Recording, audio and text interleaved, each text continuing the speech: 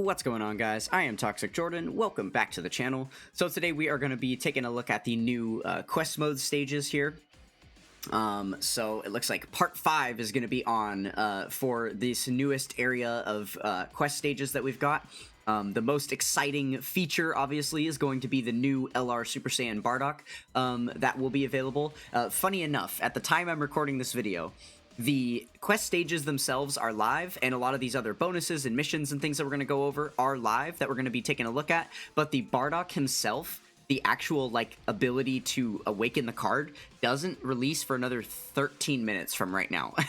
So weird that they did that, but, you could literally, and I'll show you guys, you can literally already go into the Baba shop and buy the medals to awaken this guy, but there is no Dokkan Awakening for him. It's not available. You can't do the Dokkan Awakening yet, so it's super weird that they added that at, a separate time. I'm not sure why they did that exactly, but yeah, we'll go over that later, and I imagine throughout, the course of us actually taking down the new quest stages and buying all the new stuff in the shop and whatever, then the 13 minutes will have passed, and then we'll farm him up at the end of the video.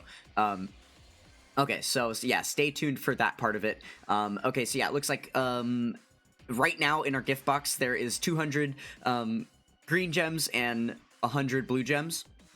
I accidentally already picked these up with my daily login, so I won't be able to show picking those up, but they should be in your gift box if you go and check now.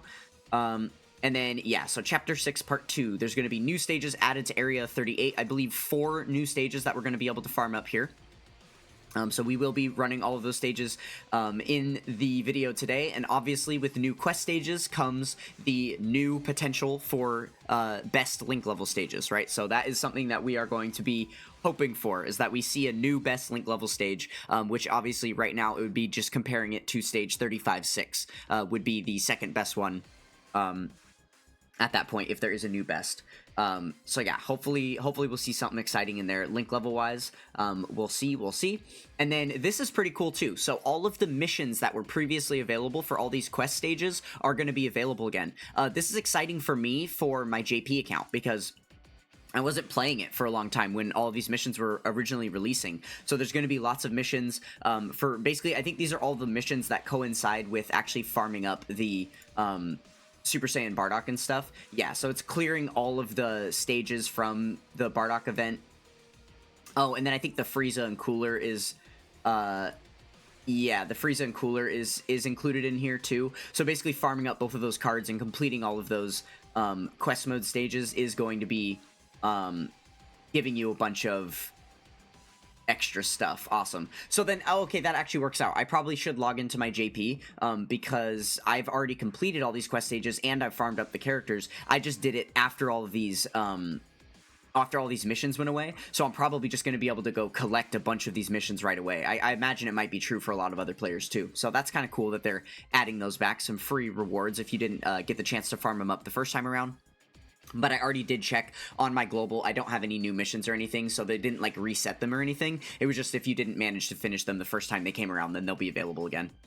And then there are going to be more items available with the blue and green Incredible Gems. So obviously we know with the green Incredible Gems, they're going to add the Dokkan Awakening medals for the Super Saiyan Bardock so that we can LR him. And then with the blue Incredible Gems, I assume it'll be the typical, they're going to add more Kais and Hercule statues for us. So that's it for the event info. So let's go ahead and start right here. We'll switch to the Baba shop and we will pick up our new items. So yeah, we have all of our Kais here. Now obviously this is something that's very, very easy for me to do at any point, just because I've done so much link leveling over the years that I have just hundreds of thousands of these incredible gems sitting at all times. So I will always be able to go and buy whatever things out of this shop that I need to. Very exciting, can never get enough Zenny and Kais, right? Okay, and then, yeah, that looks like all the new stuff, so it's pretty standard, pretty much the exact same pack of stuff that we typically get from here. Now, one thing that I wish that they would add, I think would be really, really cool, is if they added stickers as well. Like a limited, finite amount of stickers that you could get with Incredible Gems. Or honestly, I think what would be really cool is if they would add, on top of that, like an astronomical number to buy infinite ones, right? So like, let's say it costs like 10,000 incredible gems and you could get one sticker or something like that, right? But then it would be an infinite farmable thing. I don't see why they don't give us the opportunity to farm stickers infinitely, because they're so rare and like there's so many characters to use them on at this point.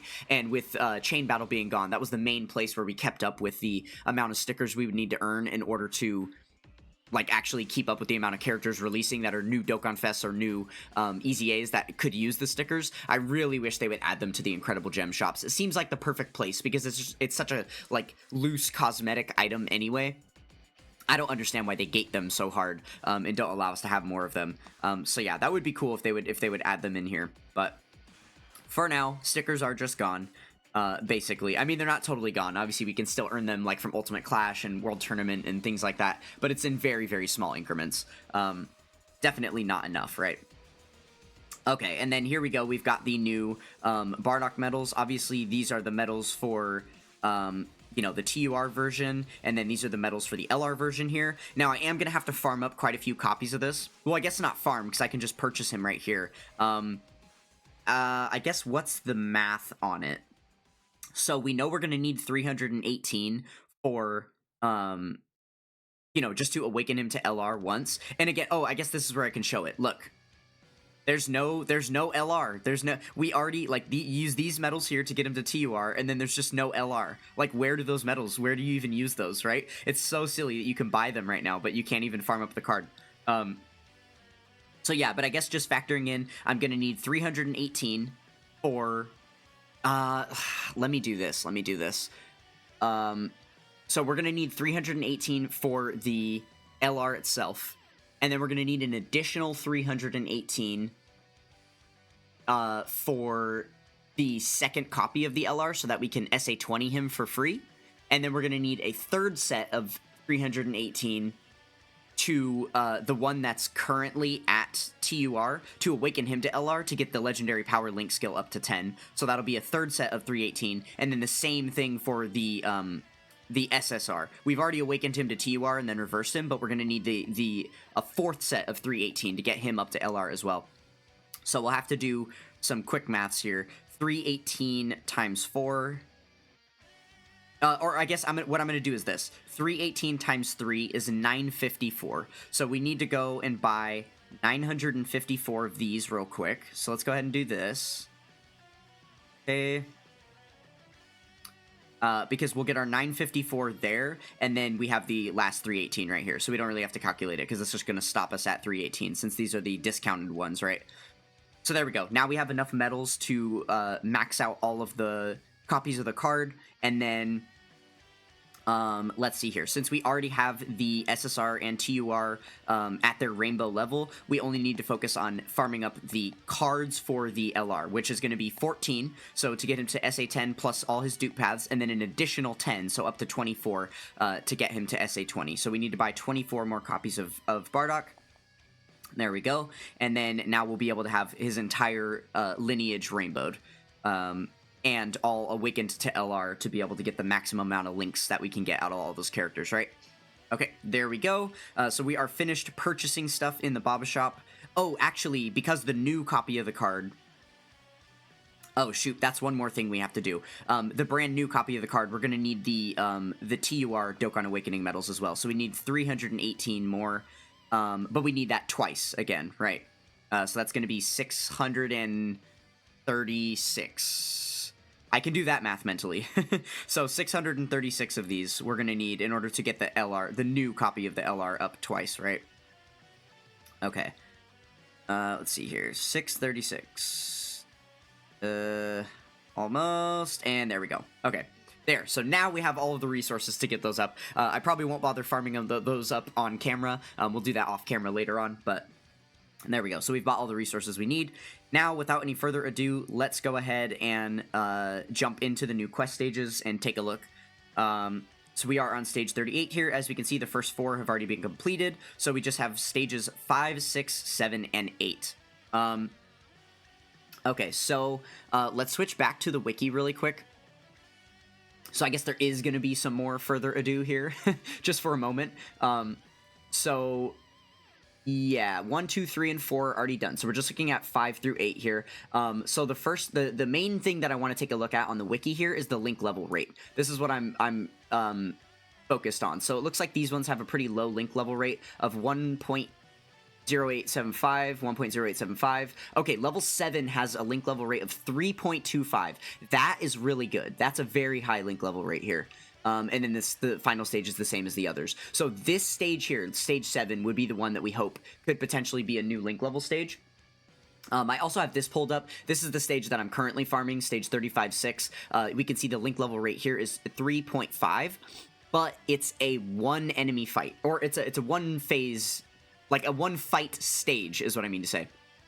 So you only face off against one set of enemies, which means you only have one chance to get link levels. So if this stage here has multiple fights with an almost equivalent link level rate, this is probably going to be the new best link level stage in the game. Maybe. We'll see.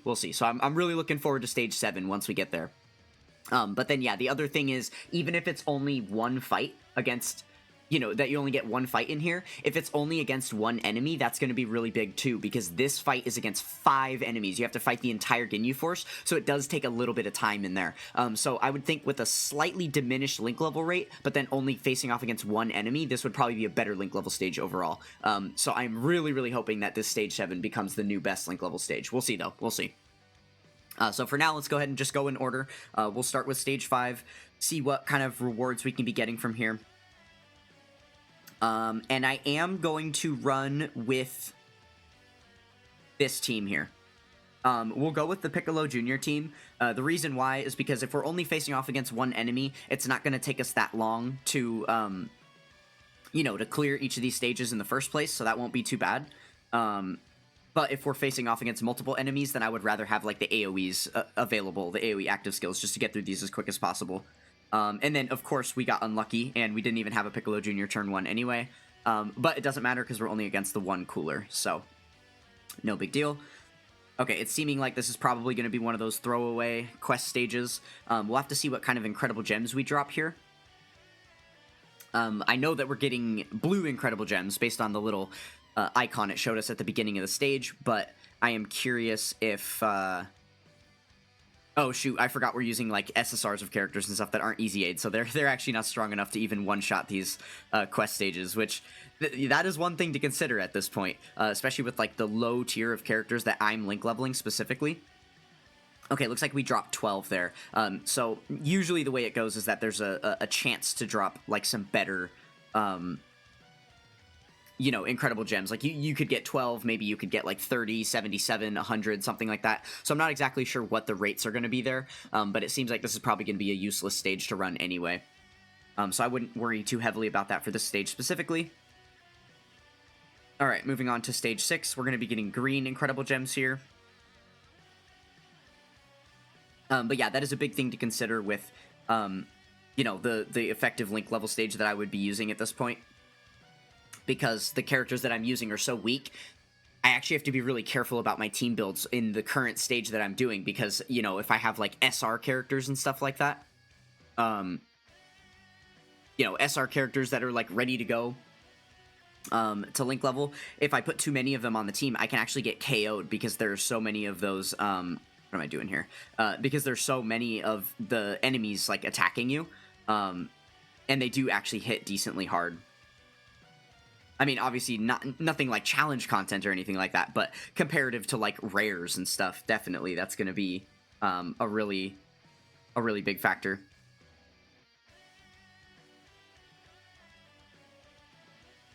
Okay, let's see if we get anything good here. Yeah, 30 gems. Okay, so it looks like this is just going to be another throwaway stage. Nothing too amazing there. Okay, here we go. So this is the big one. This is the big one here. We are really hoping for some good stuff on this next stage, right?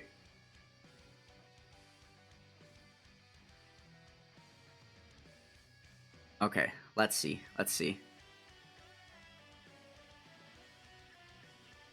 Oh, man. Okay, it looks like it is just going to be a one enemy fight. Or like so it is one battle. You're only facing off against one enemy. Yeah, okay. So 1 battle and 1 enemy. Okay. So it seems like I'm probably gonna play around with this stage for link leveling purposes. And I hope that we did just get those couple of level 1 links on the last couple of runs there. But this is a link level team. I have characters that are available to link level on this team here. So hopefully we'll see a couple of links pop. Yeah, okay. Just those couple level 1s. No big deal, no big deal. Yeah, I might end up running this stage a bit, because here's the thing. The fact that we're only facing off against 1 enemy is huge, right? Obviously, it would have been better if there were multiple fights there. That would have been, for sure, a bigger help.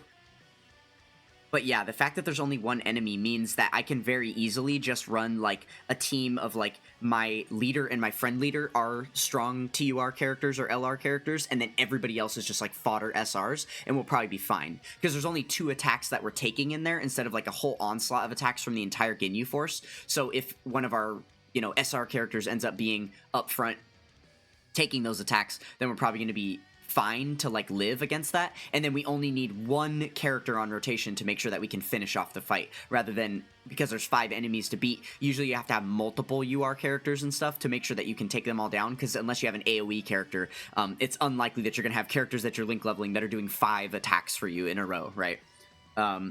Okay, so yeah, that'll definitely be something to consider. I think this, for me, is probably going to be a better link level stage than anything else in the game, just because, like I said, the tier of characters that I am link leveling at this point, right? So yeah, post-World Tournament, because obviously, at the time of recording this video, the World Tournament does start in 3.5 hours now. So I won't really have time to experiment with that, but in the, you know, days and weeks to come after the World Tournament, we'll do some heavy experimenting with that stage, as far as, like, how good it is to link level. And I guess, you know, a kind of a feels good is you're going to have to be depending on players like me for this at this point. Because you know who's not going to be able to tell you? Truth. Truth is not going to be able to tell you, because he doesn't have any characters to link level. So he might be able to do a couple of runs in there and, you know, give you his, like, off-rip opinion, kind of like I'm doing now, but he's not going to be able to sit there for weeks on end running the stage and really feeling the effects of how good or bad it is. I'm going to be the one doing that for you. So, yeah, stay tuned for that. I'll definitely be giving an update about that in my next power level update video when I hit 19 million, which should probably be, like, something like 2 weeks from now. We'll see. We'll see. Oh, wow. This stage has quite a bit of HP, doesn't it? We weren't able to get through it with all 3 of those attacks. Gnarly. Gnarly, gnarly, gnarly. Okay, we'll see if we get a decent stack of potential orbs here, or incredible gems here, or if this is just going to be another throwaway stage. I would imagine it probably is going to be. Yeah, okay. So yeah, it looks like throughout this, in the entirety of these stages we played, you're probably just going to be dropping small batches of incredible gems. There are definitely better stages to farm incredible gems on, you know, earlier on in the quest mode stages and stuff. If you're curious about which one specifically, I have made a video. It's in my Dokkan Battle Guides playlist called the Link Leveling Guide. In there, I go through tons of different quest mode stages, and the main priority focus of the video is to talk about the best ways to link level, but I do happen to mention offhand a bunch of the stages that are really good for grinding incredible gems. So if you're curious about the best ones to be grinding, then go check out that video. But yeah, it doesn't seem like any of these are going to be good for incredible gems grind specifically, and then maybe stage 7 here will be good for, you know, for link leveling specifically, possibly. And I guess we're going to be dropping a little bit more Zenny on this stage, which would be good for me, because I can always use more Zenny than we would on 35.6, just because it's a future stage. Like a later released stage, right? So the rank experience you get goes up, the amount of Zenny you get goes up, and stuff like that. The character experience from the fights goes up just by minuscule amounts, but it is more. Okay, so there we go. It's now past 8 p.m., so let's see here. We should be able to farm up the Bardock at this point. Yep, there we go. Now he is available to awaken. Perfect. So we don't really need to do that in the video. I mean, I guess we can just go do that to like the TUR copy that we have sitting in our box. Yeah, here. So we'll go ahead and awaken him to LR, just so I guess we've done it on camera, whatever. There we go. So he is now awakened to LR. Oh, and in fact, I think that clears a mission for us. So yeah, that's probably probably good here. Oh, yeah. That was another thing I was looking at. Earlier when we were talking about, like, all those missions that were going to be returning, there were extra missions that just hadn't yet released into the game because it wasn't 8 p.m. yet. I think that's what happened. Let me see here. Yeah, so there are some new ones here. So let's go ahead and take a look. So this is obviously what you get for Dokkan awakening him into an LR for clearing Stage 8, Stage 7, Stage 6, okay? And then, oh, there's a couple more for getting his super attack all the way up to 20. And then, let's see, clear any quest stage with this, 2 times, 5 times with the unit on your team. Okay, yeah. So this is going to be the Bardock, right? I would assume. Okay, so yeah, any Super Saiyan Bardock, but then obviously he's included in that. So clearing quest stages 5 times with him on your team, you're going to be able to get those rewards. I guess I should have waited. No, because I bought all of those already. All of these don't count. Oh, dang, that sucks. Okay, wait. So you had to exchange incredible gems for items, which obviously buying all the medals and all of that stuff we just purchased would have cleared all these missions for us. No! Oh, that's so dumb. And then, yeah, I jumped the gun on stage 5, too. Okay, and then there's also some missions to deal damage in a single attack. 31.8 million damage here in a single attack. Okay, so you could just take on one of these stages and with like a nuke team, and then you'd be perfectly fine. Because they're all against one enemy anyway, so that'd be pretty easy to do. Yeah, okay. Well, we're not going to farm up all these missions on camera. Seems like a bit of a waste. Would probably be... It's pretty self-explanatory, pretty intuitive. The one thing that sucks is these. So as far as exchanging the blue incredible gems... Oh, okay, so you need to exchange 318 incredible gems, green gems for this one, and then 700 green gems for this one. I see. And then exchange 50 and 150 blue gems for this one. Okay, so then what I can do really quick is farm up 150, or I can just exchange 150 blues into green. Because this obviously doesn't, like, affect anything. Oh my goodness. Okay, there. So we'll exchange the 150, and then that counts as purchasing the 150. Unfortunately, you can't exchange green back into blue. Otherwise, I could just do the same thing here. So I am actually going to have to buy some stuff with this, which, dang, that sucks because, again, we did just already buy all of the copies of these medals and stuff that we need. So now there's nothing that I really need to purchase out of here. I suppose I could farm up, like... And the other thing that sucks is I just went through and cleaned out my entire box post-anniversary. So I, like, you know, I bought a bunch of copies of this Krillin because there was a Krillin card I needed to SA grind and stuff, right? So I don't have any other units that I need to, like, work on their SA for. I suppose I could farm up a couple more copies of this LR Vegito Blue as, like, a link level leader. That's probably what we'll end up doing. And then literally just buying one copy of the card one time will be the 700 gems that we would need. Or maybe I could just buy hourglasses, right? Because I could always use more of those as well. So yeah, I'll probably do that off camera. I have some decision making to do there to figure out exactly what I want to do with those. But there we go. So that is that. There is the new quest stages. So now the last thing that I want to do before we finish up the video is take a look at the new Bardock's kit and see if that LR Bardock is going to be any good. So let's go ahead and switch over to the wiki, and we will take care of that right now. Okay, so he is a time traveler's lead of 80%. Obviously, that's a nothing leader skill, but that is pretty much what we can expect from a free-to-play unit, right? Not going to be anything too exciting there, unfortunately. Okay, so he gets his entrance animation when there are another 3 or more superclass allies on the team. Okay, that should be pretty easy to do as well. I can't imagine that there's many teams in the game you're going to be running that would have him, you know, with multiple, like, extreme class allies anyway. I suppose... Yeah, like Resurrected Warriors, possibly. Revenge, possibly. And Exploding Rage, possibly. And then I guess, like, yeah, Storied Figures and Time Travelers. So all of these categories at the bottom do have a lot of extreme class characters as well, but for the most part, you're going to be running him on a lot of these teams up here that are mainly superclass anyway. So this should be pretty easy to activate. So he launches an additional and guards for 4 turns. Okay. He's got 150% stats and 5 key and base. The 5 key is nice because he's an LR, right? So that's going to help him get his 18 key super a little easier. High chance to crit. Superclass allies, 25% attack support. And then Time Travelers allies, 25% attack and defense support. Okay. So Superclass Time Travelers are going to be getting 50% attack and defense support. Let's go ahead and take a look at the Time Travelers category and see if there's any, like, relevant units on here these days. This does feel like a little bit more of an outdated category. Yeah, like, this website lists them in the order of release. So, as you can see here, it's just this top row that's, like, new 10th anniversary stuff. And then prior to that, it's, like, last year's Heroes Celebration and older, right? So, a lot of these characters are not going to be super relevant anymore. I guess, like, Int Fatboo is, Bojack is... But those are extreme class characters, right? Like, these Super Easy A's are... But they're all extreme class characters. And super class was what you were mainly focusing on there, right? So I guess, like, the Daimas are nice.